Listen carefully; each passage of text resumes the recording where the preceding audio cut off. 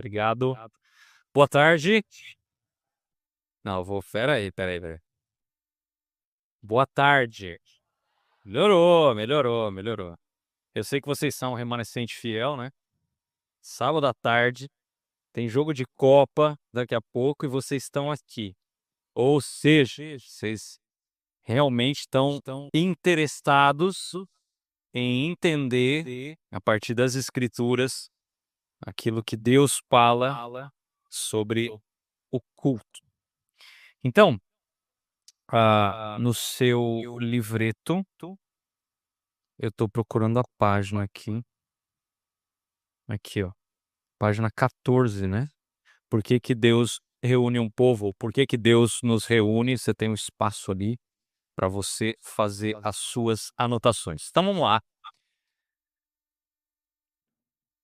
Depois de ontem à noite, nós respondemos a pergunta: quem se reúne? Vimos isso, e depois nós precisamos nos reunir?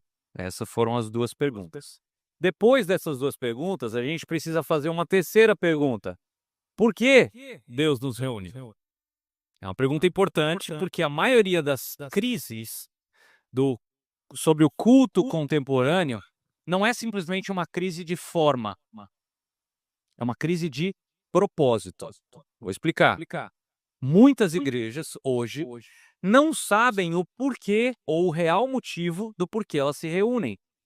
Algumas acreditam que o principal objetivo do culto, da reunião, é que as pessoas saiam emocionalmente bem. Algumas entendem o culto como entendem que o culto é apenas, entendam apenas, tá? Uma ferramenta de evangelização. Outras enxergam o culto apenas como um ambiente de ensino. Outras vão enfatizar quase que exclusivamente o culto como sendo um ambiente de comunhão. Cada uma dessas coisas tem a sua importância. Tá tudo certo. Agora, qual que é o propósito central da reunião, do culto? Por que que Deus decidiu reunir o seu povo semana após semana no dia do Senhor? Por que que Cristo estabeleceu uma assembleia? Por que que o Espírito Santo une? Você está percebendo que eu estou caminhando em cima daquilo que a gente viu que Deus faz. Por que que o Espírito Santo reúne os santos no dia do Senhor? Eu creio que existam 3 categorias para isso. Deus reúne ou nos reúne para a sua glória. Deus nos reúne para nossa edificação e Deus nos reúne diante do olhar do mundo, ou para que o mundo veja. Em outras palavras, eu vou resumir isso aqui para vocês em 3 palavras para ficar mais fácil: exaltação, edificação e evangelização. Exaltação, edificação e evangelização. Esses 3 propósitos, eles vão aparecer repetidamente nas escrituras e é importante a gente entender nessa ordem. Exaltação primeiro, depois edificação, depois evangelização. Se a gente inverte essa ordem, aí a gente vai inevitavelmente produzir uma visão distorcida do que é de fato o culto. Por isso que a gente precisa começar onde a Bíblia começa. E a Bíblia começa com Deus. Então a primeira coisa que eu quero ver com vocês: o propósito central do culto é a glória de Deus. Quando a gente pensa sobre o culto congregacional, tem uma pergunta que precisa governar todas as outras: para quem o culto existe? A resposta eu sei que parece óbvia, tá? Mas as implicações dessa resposta são gigantes. O culto existe para Deus. Ele não existe primariamente para nós. Ele não existe primariamente para o visitante que entrou ali. Ele não existe primariamente para satisfazer os meus problemas emocionais. Eu cheguei, eu preciso ser curado na hora que entrei no culto. Não, o culto existe para Deus. A reunião da igreja é, antes de qualquer coisa, um encontro no qual um povo redimido oferece glória ao seu Redentor, ao seu Criador. Essa verdade aparece desde o começo das Escrituras. Deus criou o ser humano para sua glória. Quer ver? Abre em Isaías 43, versículo... Isaías 43, versículo 7.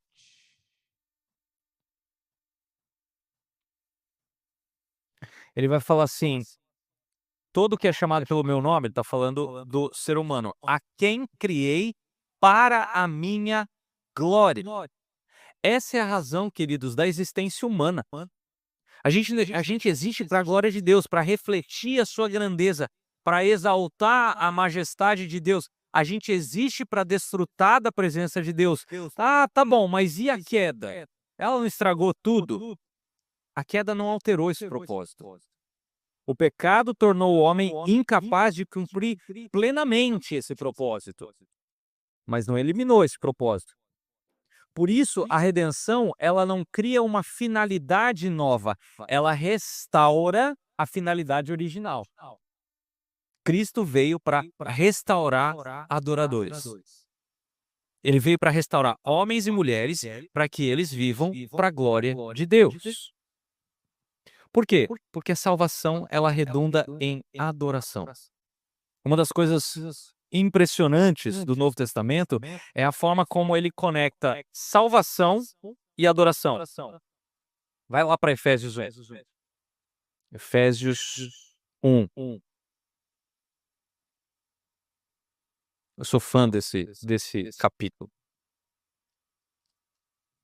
Tá tudo grifado aqui. Se você perceber, Paulo, ele vai descrever aqui a eleição, goste você ou não, tá? Ele vai descrever eleição, ele vai descrever a adoção. Ninguém se torna filho de Deus por vontade própria, você é adotado, tá? O único filho natural é Jesus. Ele vai descrever aqui redenção, nesses primeiros versículos. Ele vai descrever perdão, ele vai descrever a obra do Espírito. É interessante que nesse texto aqui do 3 ao 14, você vê a trindade aqui. Ah, não tem trindade na Bíblia. Tem, você que não está lendo direito, tá aqui. Mas o que é interessante nesse texto? Ou uma das coisas que nós vamos usar aqui é a repetição dessa expressão para louvor da sua glória. Olha o versículo 6, aí ó, para o louvor da sua gloriosa graça. O versículo 12, a fim de sermos para o louvor da sua glória. Ou o versículo 14, né? Para o louvor da sua glória. Toda a obra de salvação possui um objetivo final: a glória de Deus. Isso significa que a reunião da igreja não é um fim em si mesma. Ela existe para conduzir o povo de Deus em louvor, em adoração a Deus. Ela existe para direcionar a atenção dos salvos para a beleza do Criador. Ela existe para celebrar as maravilhas da redenção. Toda verdadeira adoração, ela é o quê? Teocêntrica. Toda verdadeira adoração, ela é o quê? Cristocêntrica. Toda verdadeira adoração está centrada na glória de Deus. Mas qual que é o problema? A gente falou isso ontem, né? É o antropocentrismo. Que infelizmente em muitas igrejas, mesmo sem perceber, às vezes é o centro das reuniões. Sermões que giram em torno do ser humano, músicas que giram em torno das pessoas. E aqui, deixa eu, já que vocês me deram a liberdade, eu me sinto em casa. Ah não, aqui as músicas são teocêntricas, né? Giram em torno de Deus, são cristocêntricas e tal. Às vezes, queridos, o antropocentrismo, ele vem disfarçado. Quando a gente começa a cantar músicas, e eu não conheço muito do repertório, aqui o papo que a gente teve com o pessoal da música foi para escolher as músicas desse final de semana e do domingo amanhã, né? Mas às vezes a gente fica cantando muita música do eu te adoro, eu te louvo, eu quero te amar. O que essas músicas têm em comum? Eu. E a gente para de cantar sobre os atributos de Deus. Você canta música que fala apenas sobre quem Deus é? Você canta música que fala apenas aquilo que Cristo fez na cruz? Você canta música sobre o porquê que Cristo morreu? A gente tem música em português, tá? Para isso. Mas a gente tem que fazer uma curadoria. E parar de ficar cantando só músicas dizendo assim, não, Deus, eu te amo, eu quero te adorar, eu quero isso. Isso é antropocentrismo disfarçado de espiritualidade. Fecha parênteses, que senão a gente não acaba o nosso tempo aqui. Às vezes as orações que nós fazemos, muitas vezes elas estão centradas no ser humano, sem perceber. As estratégias que a gente usa dentro da igreja estão centradas no ser humano, ao redor de pessoas. Tudo é avaliado pela mesma pergunta. Peraí, como é que isso vai afetar as pessoas? É claro que a gente tem que se preocupar com as pessoas, eu não estou dizendo isso. A Bíblia se preocupa muito com as pessoas, mas existe uma diferença entre amar as pessoas e colocar as pessoas no centro. O centro pertence a Deus, sempre. Deus não tem que ficar em primeiro lugar, Deus tem que estar no centro. Porque se Deus está em primeiro lugar, ele pode cair para segundo ou terceiro. Agora, se ele está no centro, ele não pode sair dali. O culto existe para proclamar quem Deus é. Falar da sua santidade, da sua majestade, da sua soberania, da sua graça, da sua misericórdia, da sua fidelidade, do seu amor, da sua glória. Quando a gente perde isso de vista, o culto inevitavelmente se torna superficial. Porque nada é mais profundo do que Deus. Nada é mais glorioso do que Deus. Nada é mais transformador do que o Criador. A igreja cresce espiritualmente quando os nossos olhos são elevados para contemplar a glória de Cristo e não do ser humano. Então, o culto, queridos, ele tem que ser uma resposta àquilo que Deus revelou. Quando você olha para a Bíblia, desde o começo, você vai perceber esse padrão. Deus se revela, aí o povo responde. Adoração é sempre uma resposta à revelação. Pensa, por exemplo, naquela passagem de Isaías 6. Vocês conhecem o texto, eu imagino. Isaías vê o Senhor, ele contempla a santidade de Deus, ele escuta lá os serafins cantando e imediatamente ele é levado ao quê? A adorar. Ou pensa, por exemplo, na cena lá que eu citei ontem, né, de Apocalipse 4 e 5. Os seres celestiais contemplando a glória de Deus e o Cordeiro. E como é que eles respondem? Eles respondem com músicas de glória, honra e ação de graças, sem parar. Pensa no livro de Salmos. Os salmistas, eles meditam sobre quem Deus é e sobre aquilo que Deus fez. E aí, o que eles fazem? Eles respondem em adoração. Esse padrão continua no culto. A igreja se reúne para contemplar a Deus. Ela contempla a Deus como? Por meio da sua palavra. Ela contempla a Deus refletindo no Evangelho. Ela contempla a Deus por causa da obra de Jesus Cristo. E aí a igreja ela responde em adoração, em louvor e ações de graça. Por isso que a centralidade da palavra de Deus no culto, ela é vital. Eu não estou falando que não pode existir emoção no culto. Eu não estou dizendo isso.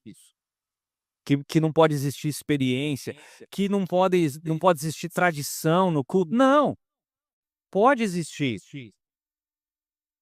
O problema é quando você foca na experiência, quando você foca nas tradições, quando você foca nas emoções. Aí a verdadeira adoração vai passar de existir.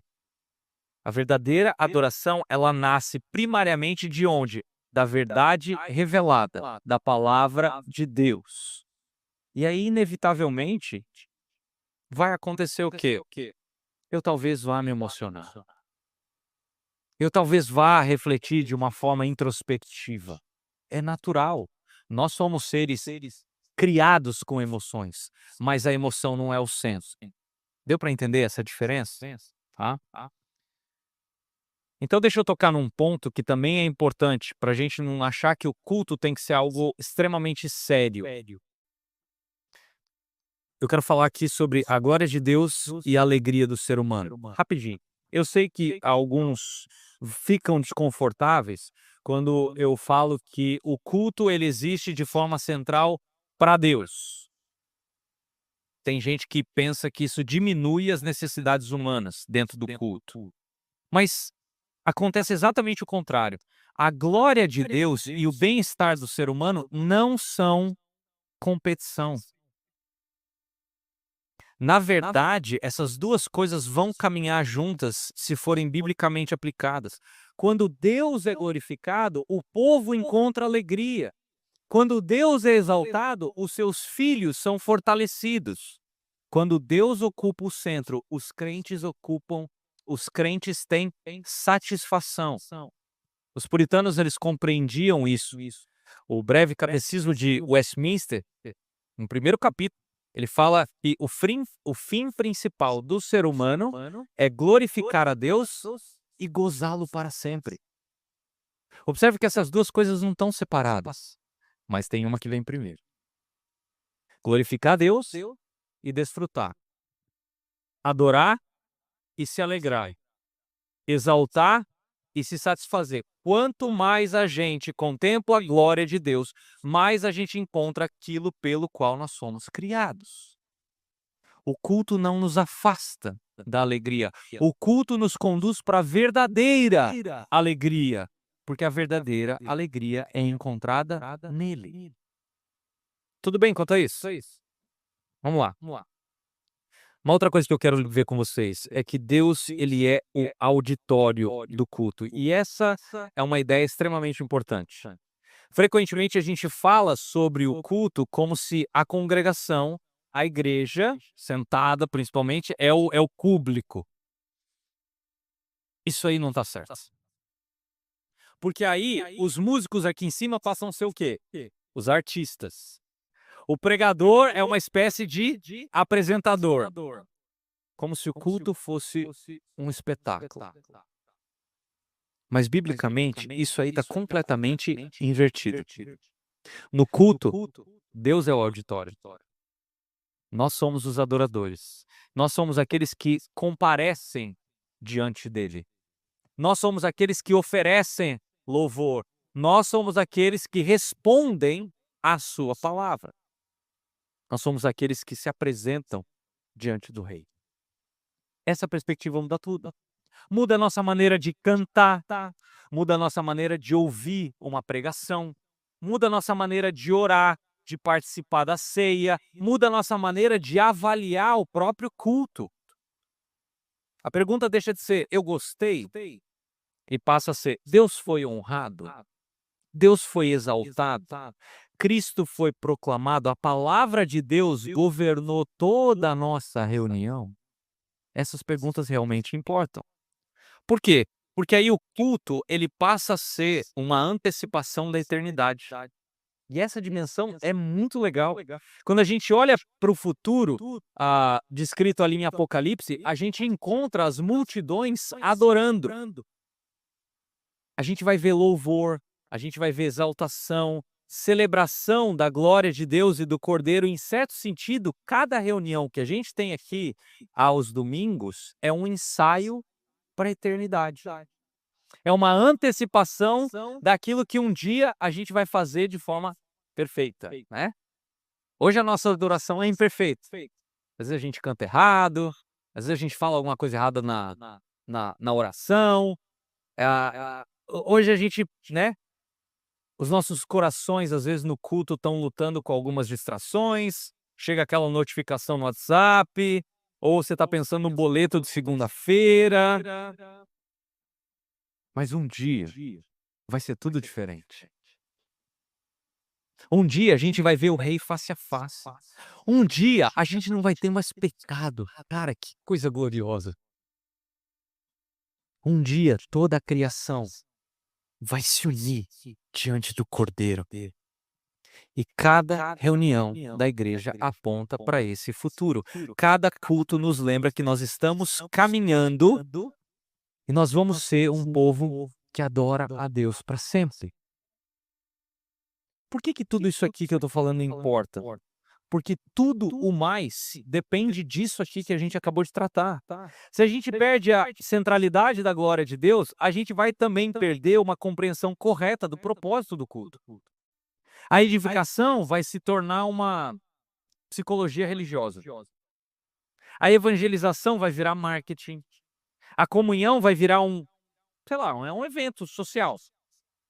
Agora, quando Deus ocupa o centro, tudo se encaixa. A edificação floresce, a evangelização ganha poder, a comunhão se aprofunda, a igreja cresce em maturidade, tudo porque Deus recebe a glória que lhe pertence. Tudo bem quanto a isso? Segunda coisa, Deus nos reúne para nossa edificação. Essa é a segunda, tá? Para nossa edificação. Primeira exaltação, agora edificação. Deus reúne o seu povo para edificá-lo. Deus é glorificado precisamente para a edificação do seu povo. E o povo é justamente edificado quando Deus é glorificado. A primeira coisa tem que acontecer para a segunda coisa acontecer. As duas coisas caminham juntas. Quando Deus fala, o povo cresce. Quando Cristo é exaltado, os crentes amadurecem. Quando o evangelho é proclamado, os crentes são fortalecidos. Por isso, o culto não existe apenas, presta atenção nesse apenas, grifa esse apenas, para que nós ofereçamos algo a Deus. Existe também para que Deus ministre a nós. E essa verdade aparece muitas vezes no Novo Testamento. A ideia do corpo de Cristo e o princípio da edificação. Uma das imagens mais importantes é justamente essa ideia do corpo, tá? Paulo se utiliza dessa figura várias vezes. Romanos 12, Efésios 4, 1 Coríntios 12. E essa imagem é simples. Quem que é o cabeça? Cristo. Os crentes são os membros. Todos possuímos funções diferentes. Todos possuem dons diferentes. Todos possuem responsabilidades diferentes. Todos pertencem ao mesmo corpo. E qual que é o propósito do corpo? Crescimento, maturidade, fortalecimento, saúde espiritual. Quer ver? Abre comigo em Efésios, capítulo 4. Efésios, estava em Efésios 1, vai para Efésios 4. Presta atenção nos versículos 15 e 16. Efésios 4, 15 e 16. Antes, seguindo a verdade em amor, cresçamos em tudo naquele que é o cabeça, ou a cabeça. Dele, todo o corpo, olha a figura aí, ajustado e unido, pelo auxílio de todas as juntas, cresce e edifica-se a si mesmo em amor, na medida em que cada parte realiza a sua função. Mais claro que isso é impossível, né? O corpo participa do crescimento do corpo. Os membros contribuem para o fortalecimento de outros membros. Você não precisa ficar dependendo só do pastor, né? Ficar ligando para o pastor, como é que você tem outros irmãos para isso. E o pastor diz amém, né? Os presbíteros dizem amém. Você tem a função de ajudar outros irmãos da sua igreja. E uma das principais ocasiões onde isso acontece é justamente quando a igreja se reúne no culto. Presta atenção no grande tema de 1 Coríntios 14. Abre aí, 1 Coríntios 14. Olha o propósito edificador do culto. Ao longo da passagem, depois você lê com calma toda a passagem aí, Paulo repete uma palavra constantemente. Versículo 3, ele vai falar. Para edificação. Que profetiza fala aos homens, edificando, exortando e consolando. Versículo 5, para que a igreja receba edificação. Versículo 12, procurai progredir para a edificação da igreja. Versículo 26, faça-se tudo para a edificação. Não tem como você perder o ponto central de Paulo aqui. É óbvio. A reunião da igreja deve fortalecer a igreja. A reunião deve contribuir para que a maturidade espiritual do povo de Deus aumente. Tudo o que acontece no culto deve ser avaliado à luz dessa pergunta. Isso vai edificar o corpo? É óbvio. A glória de Deus continua sendo o propósito supremo. Mas a glória de Deus se manifesta também por meio do crescimento do seu povo. Por quê? Como eu falei ontem, o culto ele é uma forma de discipulado. Uma das maiores falhas do pensamento evangélico moderno é limitar discipulado a determinadas atividades. Por quê? Quando a gente ouve a palavra discipulado, geralmente a gente pensa em quê? Aconselhamento, pequeno grupo, estudo bíblico, relacionamentos interpessoais. Todas essas coisas são importantes. Aliás, eu sou defensor primário do discipulado 1 a 1, tá? Particularmente, é o ponto principal para mim. É um irmão afiando o outro. Um irmão ajudando o outro a ser mais parecido com Cristo. E aí vamos seguir o conselho de Tim Maia. Homem com homem, mulher com mulher, tá bom? Nada de discipulado, senão dá errado, tá? A gente se esquece, a menos que seja casada, aí é outra coisa. Mas, frequentemente, a gente esquece o quê? Que o culto congregacional é uma ferramenta poderosa de discipulado que Deus deu para a igreja. Pensa um pouquinho no que acontece durante o culto. Então, por exemplo, a palavra de Deus ela é lida. A palavra de Deus é pregada. A congregação ora junta, ela canta, ela confessa a sua fé, ela celebra a ceia. A congregação vai testemunhar de batismo. Ela observa exemplos de fé. Gente, isso é didático. Isso ensina. Isso molda. Isso forma. Isso discipula. Em outras palavras, o culto não é apenas um evento. Ela é uma escola espiritual. Ela é um ambiente de formação. Ela é um laboratório de santificação.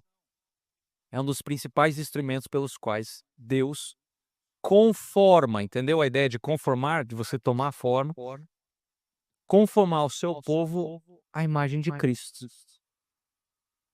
Por quê? Porque nós somos formados pelo que nós fazemos repetidamente. E essa é uma verdade frequentemente negligenciada. Seres humanos são profundamente moldados por hábitos. Lembra que a gente estava conversando mais cedo? Aquilo que a gente faz de forma repetida acaba moldando os nossos desejos, as nossas prioridades, convicções, a nossa cosmovisão, a nossa visão de mundo. Isso acontece em todas as áreas da vida. Pensa, por exemplo, num atleta, como é que ele fica melhor? Treinando de novo, de novo, de novo, de novo. Como é que um músico fica bom? Treinando de novo, de novo, de novo, de novo. Como é que um estudante melhora para passar no vestibular? Estuda de novo, de novo, de novo. O hábito ele molda um profissional, assim como vai moldar um adorador. Por isso que a reunião semanal aqui no Dia do Senhor é de extrema importância. Semana após semana, a igreja está sendo treinada. Ela está sendo treinada para ouvir a palavra, para confessar pecado, para depender da graça, para cantar as verdades de Deus, treinada a orar. Deixa eu fazer um parênteses. Você que sobe para orar aqui, preste atenção no que você está orando. Pense nas suas palavras. Você não está orando sozinho. Você está orando para que outras pessoas com você digam ao final, assim seja. Amém. Pense nisso, tá? É uma oração diferente da que você faz quando você está sozinho. Fecha parênteses. O culto forma cristãos. O culto molda os nossos corações. O culto discipula os nossos desejos. Por isso que a pregação ela é um instrumento fundamental de edificação. Nenhum elemento do culto tem papel mais central nesse processo do que a pregação da palavra. Desde os dias apostólicos, a exposição das Escrituras, ela ocupa o lugar central do culto. Sinto muito se você tem outras concepções, eu sei que tem muita gente aqui que veio de outras tradições, mas isso é bíblico. O ponto central da reunião dominical é a pregação da palavra. A igreja cresce por meio da palavra. E isso não é acidental. A fé vem pelo ouvir. E ouvir da palavra de Deus. A igreja cresce por meio da palavra. Cristo governa o seu povo por meio da palavra, porque as instruções dele estão aqui. Se você tem o Espírito Santo, é através da pregação da palavra que ele vai corrigir o seu coração. Por isso que a pregação, queridos, não é um complemento do culto. Ela não é um acessório, uma palestra motivacional. ela é um dos principais meios pelos quais Deus edifica a sua igreja. E quando a palavra de Deus ela é fielmente proclamada, o pecado vai ser confrontado, os santos vão ser fortalecidos, as dúvidas vão ser esclarecidas, erros vão ser corrigidos, corações vão ser consolados, Cristo vai ser exaltado. Não existe crescimento saudável de igreja sem a centralidade da palavra de Deus no culto. Grave isso. Ah, mas é só a pregação? Não. A música também edifica. E o pessoal da música diz amém. A gente às vezes pensa que a música é só sei lá, a preparação emocional para o sermão. As escrituras elas apresentam uma visão muito mais rica das músicas. Quer ver? Abre comigo aí em Colossenses 3. Colossenses 3. Versículo 16. Talvez você conheça esse versículo de cor, mas vamos lá. Habite ricamente em vocês a palavra de Cristo. Ensinem e aconselhem-se uns aos outros com toda sabedoria. E cantem salmos, hinos e cânticos espirituais com gratidão a Deus no seu coração. Gente, tem muito para falar desse versículo. Muito. Mas presta atenção. As músicas aqui, elas possuem uma dimensão horizontal. A gente não canta apenas para Deus. Presta atenção nisso aqui. Isso aqui tem implicações práticas, tá? A gente canta uns aos outros. Não é para exaltar o outro. A gente instrui, a gente admoesta, a gente encoraja, a gente consola, a gente edifica. Isso significa, gente, que o canto congregacional, nós vamos falar dele hoje à noite, tá? É parte da edificação. Porque quando a igreja canta verdades bíblicas, a palavra de Cristo vai habitar ricamente no coração dos crentes. Pensa comigo quando a igreja canta. Porque ele vive, posso crer no amanhã. Pensa no mundo desesperado. De alguém que está a ponto de se matar porque não tem dinheiro para pagar as contas ou para comprar o leite das crianças amanhã. Mas o crente fala, porque ele vive, eu posso crer que ele vai cuidar de mim amanhã. Obviamente, se eu estiver fazendo a minha parte, né, não vai ser negligente gastar mais do que você tem. Você entendeu a ideia? Ou quando você canta, Santo, Santo, Santo, Deus onipotente. Tem alguma coisa que Deus não possa fazer? Você já parou para pensar que você adora um Deus que não peca? Olha como isso é fantástico. Você imagina se você adorasse um Deus que tivesse alguma falha moral? Não, ele é santo. 3 vezes santo. A gente não está expressando sentimentos aqui. A gente está encorajando aquela pessoa que talvez esteja desmotivada. Quando a gente fala, Deus não esqueceu de você. E Ele tem poder para transformar essa situação na sua vida. Vamos orar por isso. Nós estamos proclamando doutrina. A gente está fortalecendo convicção. A gente está alimentando a fé. A gente está fazendo o quê? Edificando o corpo. E aí vem meu ponto. Como é que você vai enxergar a pessoa para fazer isso? Como é que você vai cantar olhando nos olhos da pessoa se está tudo escuro? Pensa nisso. Eu vou desenvolver isso mais para frente. Não são só as músicas, não é apenas a palavra de Deus, mas as orações também formam o povo de Deus. E aqui eu estou falando de oração congregacional, tá? Não estou falando da oração que você faz em casa, da oração que acontece no culto. As orações, elas não servem, presta atenção nisso aqui, oração não serve apenas para a gente apresentar pedido a Deus. Ele não é um gênio da lâmpada. Oração ensina. Oração revela as nossas prioridades, revela aquilo que uma igreja deve valorizar. A igreja, ela aprende a orar ouvindo a igreja orar. A igreja aprende a depender de Deus ouvindo a igreja dependendo de Deus. A igreja aprende a buscar o reino ouvindo a igreja buscar o reino. Por isso que as orações que nós fazemos aqui no culto público têm um enorme valor formativo. Você que sobe aqui para orar, presta atenção. Você está ensinando. Você pode estar ensinando errado. Cuidado com as suas palavras. Elas ajudam a moldar o coração da congregação. Elas ensinam os crentes a desejar o que Deus deseja. Preste atenção em como você ora. Mas não é só a música, a oração ou a pregação. A ceia do Senhor, ela edifica. Frequentemente a gente pensa na ceia apenas como um memorial. É claro que envolve lembrança, mas é mais do que isso. A ceia, como meio de graça, ela fortalece a nossa fé. Ela renova a esperança. Por quê? Porque ela aponta para a cruz e para a volta de Cristo. Você está lembrando do sangue derramado e do corpo que foi moído na cruz, mas você faz isso pensando, a gente vai fazer isso aqui até que ele venha. Ou seja, Cristo vai voltar.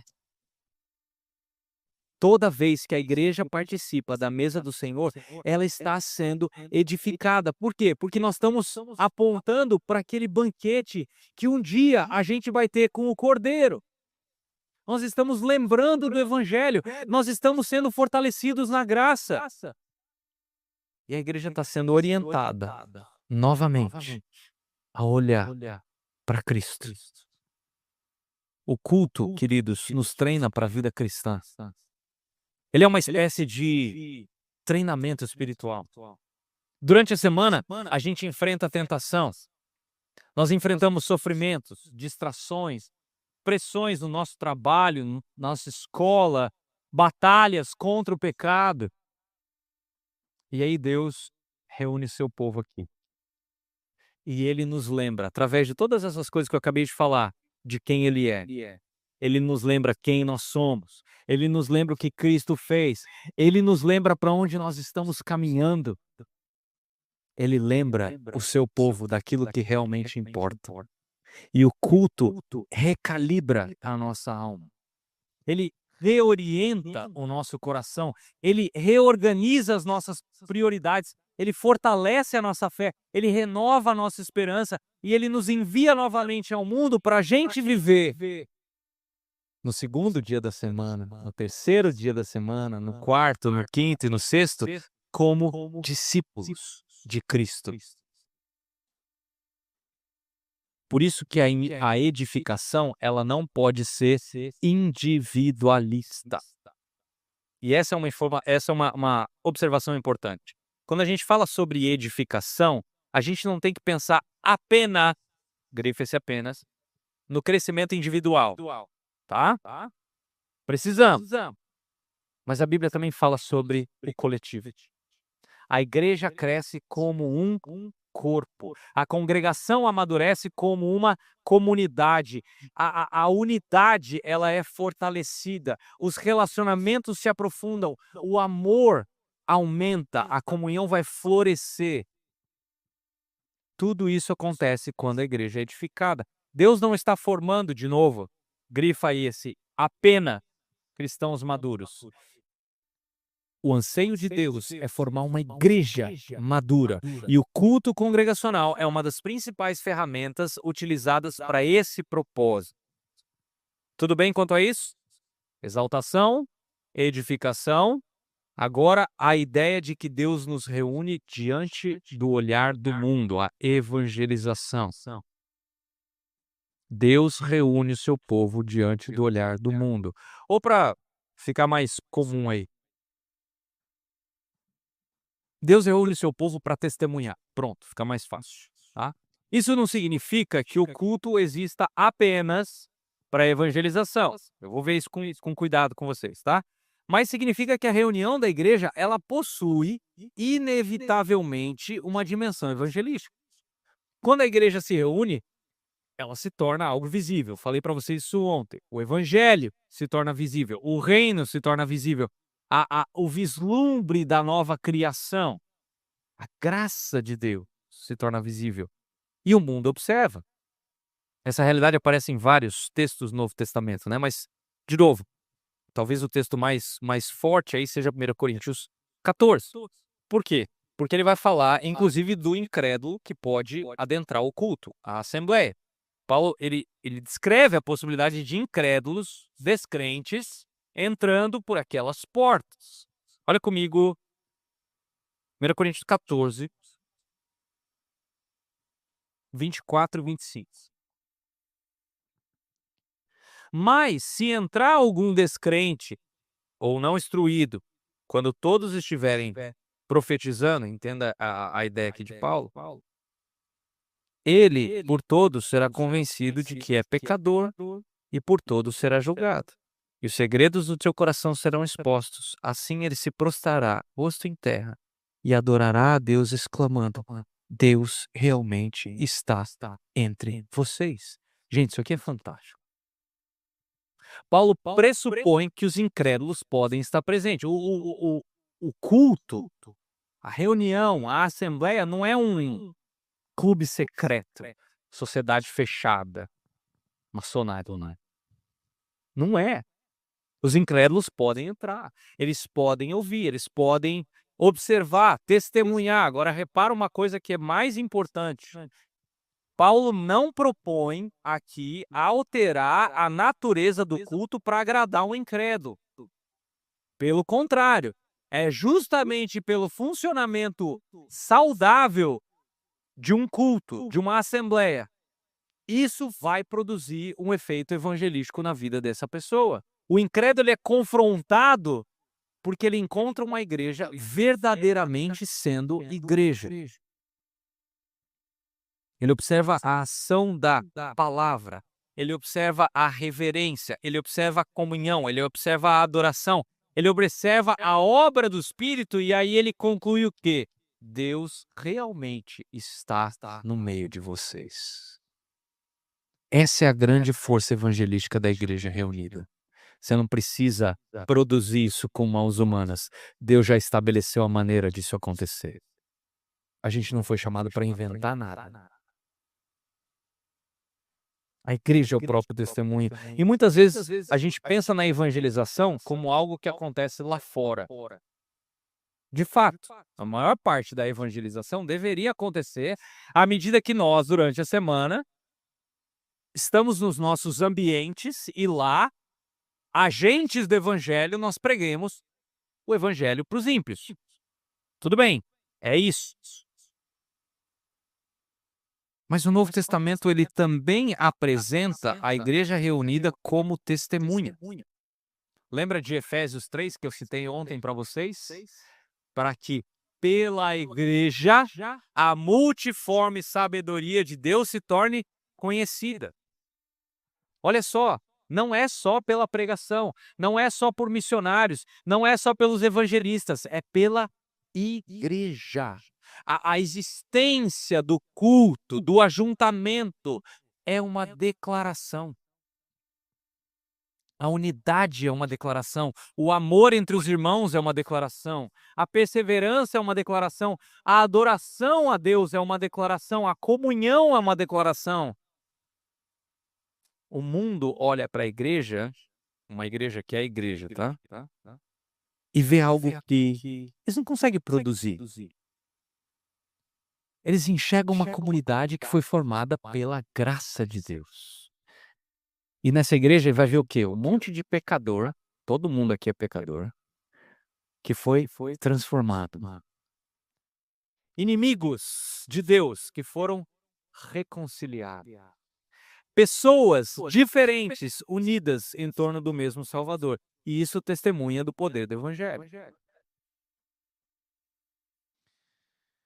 Eu gosto de pensar nessa ideia do Evangelho visível. O Jonathan Leeman, ele fala que a igreja é o Evangelho tornado visível. Essa expressão ela é extremamente útil. Porque a mensagem do Evangelho deve ser proclamada por palavras. Eu falei isso aqui ano passado, eu vou repetir isso esse ano. Aquela frase que foi atribuída a São Francisco de Assis, embora eu acho que ele nunca falou isso, "Prega o evangelho se necessário e use palavras", ela tá errada. Para pregar o evangelho você precisa de palavras. O certo é, pregue o evangelho, se necessário, corrija aquela pessoa, se necessário, use palavras, tá? Você tem que falar. Mas o evangelho também é demonstrado pela vida da igreja. Pensa no que acontece quando uma igreja, uma congregação saudável se reúne. Homens e mulheres diferentes, de backgrounds diferentes, de origem diferente, cantando junto. Pessoas de diferentes classes sociais, sentadas aí, lado a lado, ombro a ombro. Jovens e idosos, compartilhando da mesa do Senhor. Pecadores perdoados, confessando a mesma fé. Famílias inteiras sendo discipuladas pela palavra. Tudo isso comunica algo. Em primeiro lugar, comunica o quê? Cristo salva. Comunica que Cristo reconcilia, que Ele transforma, que Ele reina, a igreja reunida, visível. Torna visível o evangelho que nós anunciamos verbalmente. Mas aqui a gente tem que ter um equilíbrio necessário para evitar dois extremos. O primeiro extremo está em ignorar completamente o incrédulo. A gente não pode fazer isso. Tem igreja que age como se o visitante não existisse. Eu não estou falando também que você tem que trazer o visitante aqui aqui em cima e falar para ele falar o nome dele. Precisa haver equilíbrio. A gente tem que tomar cuidado com a linguagem também. Às vezes a gente fala muito o tal do evangeliquez e o ímpio não entende muito bem o que a gente está falando. Às vezes a gente não explica o evangelho. A gente só fala assim, você tem que crer no evangelho, tá? Mas o que é o evangelho? Por isso você tem que cantar música que explique o evangelho. Que explique o que Cristo fez na cruz. Que é necessário arrependimento para perdão dos pecados. Às vezes a gente não explica os elementos do culto. Eu fui numa igreja que é interessante, eles têm uma ideia legal aí para os presbíteros pensarem. Eles colocam nas cadeiras ou nos bancos, né? Se fosse cadeira, é aquele meio que veste uma capinha, né? Atrás e tem um bolso atrás. E aí vocês compram Bíblias, seja da versão que vocês usam aqui normalmente. E se tiver um visitante, você fala assim: se você não tem uma Bíblia, você pode levar essa para casa. É um presente nosso para vocês, porque não tem nada melhor que a gente pode dar do que a palavra de Deus. E se você não tem uma Bíblia, nós vamos agora começar a mensagem, você pode usar essa Bíblia que está aí. E a passagem que nós vamos estudar, aí eles falam assim, está na página 1005, porque o incrédulo às vezes não sabe nem abrir uma Bíblia. E aí ele fala assim, o capítulo são esses números maiores, e os versículos são os números menores. Você está vendo como é que é uma coisa besta? Mas é interessante. Você está dando atenção para que o incrédulo saiba onde encontrar aquilo que nós vamos estudar. Aí ele fala, tá, isso aqui. Pensa se coloca no lugar do incrédulo nessa hora. Você, nós vamos estudar 1 Coríntios 12. Abre aí em 1 Coríntios 12. O cara fala, do que ele está falando? Onde que está isso na Bíblia?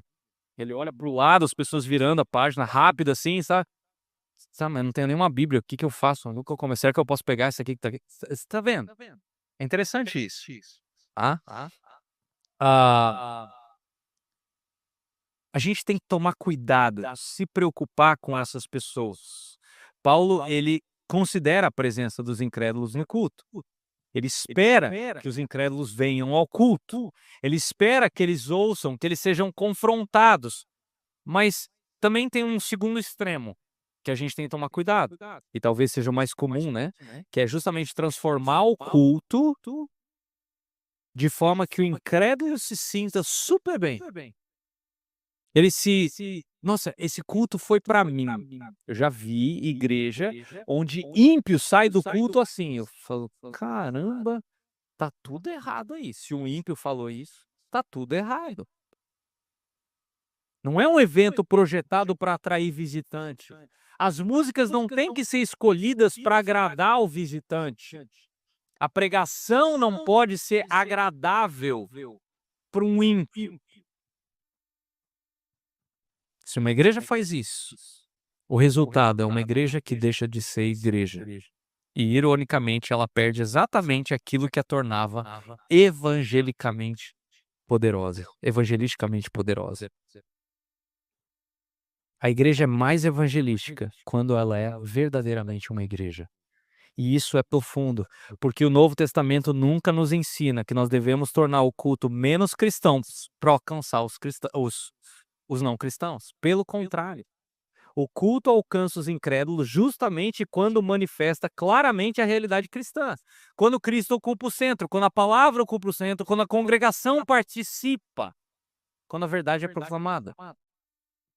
Quando a santidade é valorizada, quando o amor ele é evidente, quando a comunhão é genuína, quando Deus é glorificado nesse ambiente, os incrédulos encontram algo que o mundo não pode oferecer. E foi isso que eu falei ontem. Essa realidade é sobrenatural. Porque aí o incrédulo vai encontrar evidências da presença de Deus. Ele vai encontrar um povo que é diferente, uma esperança que é diferente. Ele vai começar a enxergar princípios de um reino que ele desconhece. Agora, o culto, queridos, ele não apenas atrai, tá? O culto serve para confrontar. Nem todo mundo que entra no culto é convertido. E eu não estou falando de crente e que a gente sabe que... Eu estou falando de gente que talvez venha, participe, seja até conhecido nosso, mas que às vezes nunca nasceu de novo. Nem todo mundo que entra por aquelas portas nasceu de novo. Às vezes, alguém que está sentado exatamente do seu lado agora, talvez nunca tenha nascido de novo. Pode ser até cônjuge seu. Eu não sei. Deus sabe. Esse é um dos motivos pelos quais uma das coisas que a gente mais tem que repetir num culto é o evangelho. Eu lembro de uma pergunta que uma vez a minha cunhada fez para mim. Ela tinha vindo de uma igreja neo ou pentecostal, meio a meio, entre neopentecostal e pentecostal. E ela estava começando a frequentar essa igreja, então muita coisa era novidade. E eu estava, sei lá, acho que era a terceira, quarta pregação que ela ouvia, que eu estava pregando. E ela me fez uma pergunta: por que você sempre prega o evangelho no meio da sua pregação? Eu falei: porque eu não sei se todo mundo está sentado aí é salvo. O meu papel é apontar para Cristo. A pessoa pode ter 30 anos de crente, mas pode ser que ela nunca nasceu de novo. Vai que lá atrás ela levantou a mão e falou: eu quero Jesus. Isso não diz nada. Chega numa roda, falei isso ontem, chega numa roda com um monte de criança, fala assim: quem quer ir pro céu? O que você acha que vai acontecer? Se tiver uma criança ali que não levantar a mão, leva no médico, tá com algum problema, todo mundo vai levantar a mão. Salvação não acontece assim. Salvação precisa de humilhação. A pessoa precisa se render aos pés da cruz, clamar por perdão, entender que Cristo morreu a morte que nós merecíamos. Ele nos substituiu naquela cruz. Ele pagou o preço. Ele é o único caminho até Deus. Tem muita gente que permanece na incredulidade por anos. Isso não significa que a igreja falhou. Quem convence é o Espírito. Nosso papel é pregar. A função da igreja não é garantir conversão. A função da igreja é proclamar fielmente a verdade de Deus. Conversão pertence a Ele. O Espírito Santo convence. É Ele quem regenera. É o Espírito Santo que abre os olhos do cego. Por isso, o sucesso de uma reunião, de um culto, não deve ser medido pelo número de decisões. Ele deve ser medido por fidelidade. Cristo foi exaltado, a palavra foi pregada, o evangelho foi proclamado, a igreja foi edificada. É esse tipo de pergunta que a gente tem que fazer. Ok, exaltação, edificação e evangelização. Os três propósitos do culto precisam permanecer juntos. Eu vou falar de novo para você decorar isso. Exaltação, edificação e evangelização. Quando um deles é isolado dos demais, distorções vão começar a pipocar. Se a gente enfatiza só a exaltação, a gente pode negligenciar o cuidado pastoral na congregação. Se a gente enfatiza apenas edificação, a gente pode transformar o culto em mera instrução religiosa. Se a gente enfatiza apenas evangelização, a gente vai transformar o culto em marketing. Agora, quando esses três propósitos estão juntos, a gente encontra um equilíbrio bíblico. A igreja glorifica a Deus, a igreja edifica os santos e a igreja testemunha diante do mundo. E tudo isso acontece junto. Não é três objetivos concorrentes, não. São objetivos complementares. Por isso que a ordem é importante. Primeiro exaltação, depois edificação e depois evangelização. Por quê? Deus ocupa o centro, a igreja existe para Deus, somente depois vem o favorecimento do seu povo. E só depois a gente considera o impacto disso no mundo. Quando essa ordem invertida, vai surgir problema. Então, o que deve acontecer quando a gente se reúne, para a gente encerrar esse tempo aqui? Depois de tudo que a gente viu, a gente consegue responder essa pergunta de forma simples. Quando uma igreja se reúne, ela deve contemplar a glória de Deus, ela deve crescer na graça e ela deve proclamar o evangelho. Ela deve fortalecer os crentes, ela deve apontar para Cristo e ela deve anunciar o seu bem. Ela deve antecipar a nova criação, ela deve manifestar a presença de Deus, ou seja, ela deve ser aquilo que Deus chamou ela para ser. Então volta à pergunta inicial. Por que Deus nos reúne? A resposta das Escrituras é rica e abrangente. Deus nos reúne para a sua glória, Deus nos reúne para a nossa edificação e Deus nos reúne diante do olhar do mundo. A igreja não é um acidente, ela não é uma conveniência, ela não é uma tradição vazia, ela faz parte do plano eterno de Deus. O Pai deseja receber glória de um povo redimido. O Filho deseja apresentar a si mesmo uma igreja, uma noiva santa, e o Espírito deseja conformar os santos à imagem de Cristo. Por isso que uma igreja se reúne. Cada domingo é um lembrete de quem Deus é, um lembrete do que Cristo fez, um lembrete de quem nós somos, um lembrete de para onde nós estamos caminhando. Quando a igreja se reúne, queridos, Deus é exaltado, os santos são fortalecidos e o mundo é confrontado e o evangelho se torna visível. Essa é a beleza do culto público. E quanto mais nós compreendemos esses propósitos, mais profundamente nós vamos participar daquilo que Deus faz num culto.